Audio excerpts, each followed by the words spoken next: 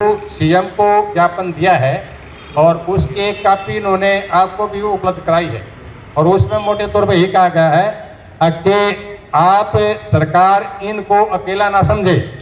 कभी आपके दिमाग में कोई ऐसी बात हो अब ये स्टूडेंट जो ना अकेले हैं और 2-4 दिन बैठ के या 15-20 दिन बैठ के चले जाएंगे या इनके आंदोलन को हम इसी तरह मतलब एक तरह से तारीख कर देंगे, ऐसा बच्चों आप बिल्कुल ना समझना। आपके पीछे जो है ना हमारा रिटायर्ड कर्मचारी संघ पूरे हरियाणा का आपकी पीठ के पीछे बैठा हुआ है। जरूरत पड़ने पर आप जैसा भी अगर वो जो निर्णय लेंगे उस निर्णय में हम एक आदमी, आप हमें ये मत समझोगे बूढ़े हैं, हम आज भी अपने आप को जवान समझते हैं क्योंकि जवान समझते तभी आप लोगों के बीच में आए हैं। हम आपके आंदोलन में आपके पीछे नहीं बल्कि आपके साइड में नहीं, आपके एक कदम आगे बढ़ के जो व्यक्तियां आप लोगों को आएंगे उसका हम सामना करेंगे। आगे जो सरकार की जो बॉन्ड पॉलिसी है उसका हम पूरी तरह विरोध करते हैं। आप तो विरोध करते हो, बोझ हमारे ऊपर पड़ना है। आज जो सरकार बोर्ड पॉलिसी लेकर आई है उसके पीछे मेन मकसद सरकार का ये है कि जो नई शिक्षा नीति आई, जो दूसरी जो नियमाएं हैं उनके अंदर सरकार नहीं चाहती कि आम आदमी मिडिल क्लास का बच्चा वो पढ़ लिख के आगे बढ़े। ये एक तरह से हमें गुलाम बनाना चाहती है और गुलाम तभी बनता है जब जो आदमी शिक्षित नहीं होगा वही गुलाम होता है। जैसे पहले आपने देखा ना अंग्रेजों के शासन में मतलब क्या होता, कुछ आदमी ही कुछ लोग ही जो ना टाटा बिरला जैसे जो है ना वो आगे थे, या वहाँ पर जो शासन होता था वो जो अंग्रेजों के जो ऑफिसर ICS हुआ करते उस टाइम वो करते थे। अब ये देखा कि देश आजाद होने के बाद मिडिल क्लास का बच्चा पढ़ के अपनी मेहनत से आगे बढ़ा है, इनको ये जो ना मतलब रास नहीं आ रहा है।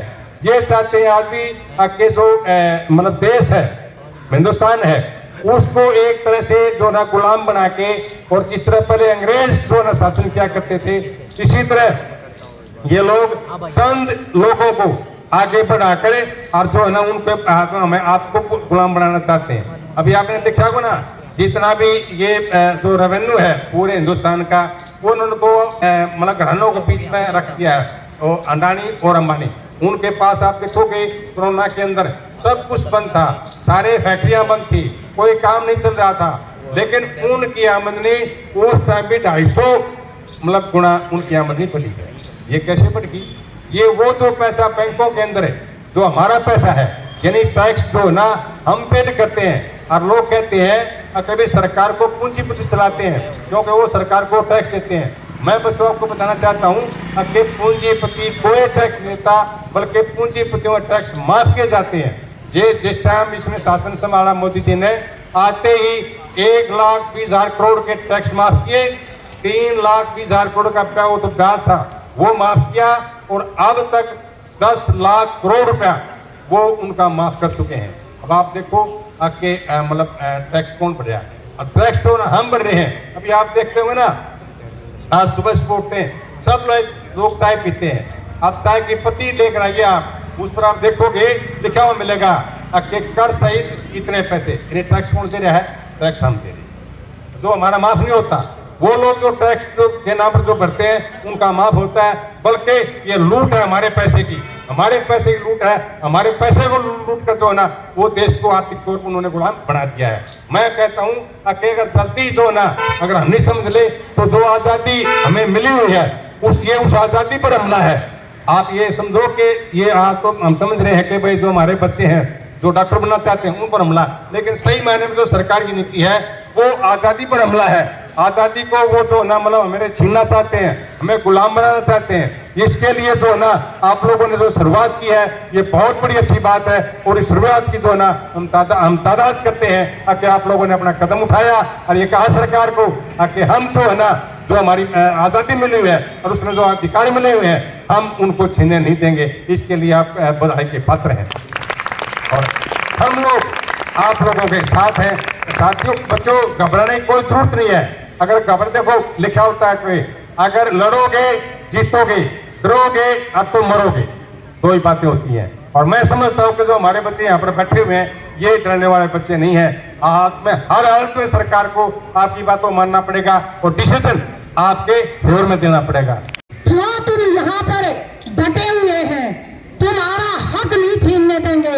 हम मर जाएंगे, अपने बच्चों को नहीं मरने देंगे, ये हमारा वादा हो गया। और ये जो हमारी बेटी बैठी है, एक झांसी की रानी थी जो अंग्रेजों के साथ लड़ी और दुश्मन का पानी कर दिया। अरे तुम तो कितनी झांसी की रानी हो, जो कि तुम इस स्थान पर आई हो। अपना स्थान जब छोड़ना है, तुमने सरकार के घुटने टिकाने हैं।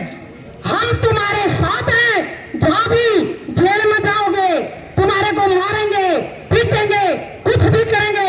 ये तुम्हारी माताएं जो हमारी ये बैठी हैं, ये तुम्हारे बाप तुल्य जो यहाँ पर बुजुर्ग बैठे हैं, पहले हम तुम्हारे साथ चलेंगे और बाद में जब हम खत्म हो जाएंगे ना, जब तुम्हारे कानी में कोई आंख उठा कभी नहीं लगा सकता, और तो बात क्या है। इसलिए मैं अपने बच्चों को कहना चाहते हैं, जो ये बांध पॉलिसी तुमने अगर इसका जिक्र भी करा है तो इसको खत्म करके ही उठना है, क्योंकि आज तो तुम्हारे ऊपर ये लागू कर दिया। अरे पहले तो अन्नदाता खत्म करे, इस जीवदाता ही खत्म कर दिए।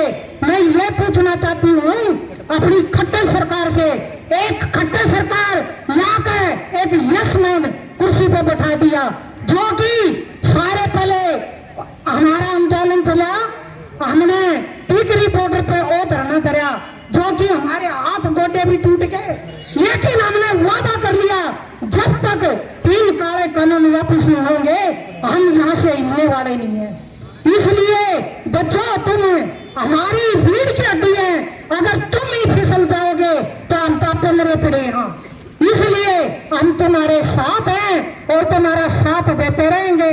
और सारी बातें इनने बता दी थी, लेकिन मेरी बात सुनो बेटे, जो संघर्ष करोगे तुम्हारा खाली नहीं जाएगा।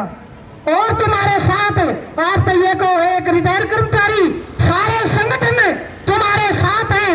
जब जब हम कपारों में पड़ते हैं, हमारा खून उखड़ जाता है और कहते हैं अरे ये कैसी सरकार है, ये अनपढ़ है, क्या ये पढ़ नहीं रहे, क्या देश को गुलाम करना चाहते हैं। इन बच्चों में दिन रात, हमारे को पता है MBBS कैसे होती है, नाम भी MBBS कर लेते सब। और माता ये जानती है, जब लाड करती है मेरा बेटा सो जा बेटा डॉक्टर, सो जा बेटा DC, बनाना तो हम सब चाहते हैं अपने बच्चों को डॉक्टर और DC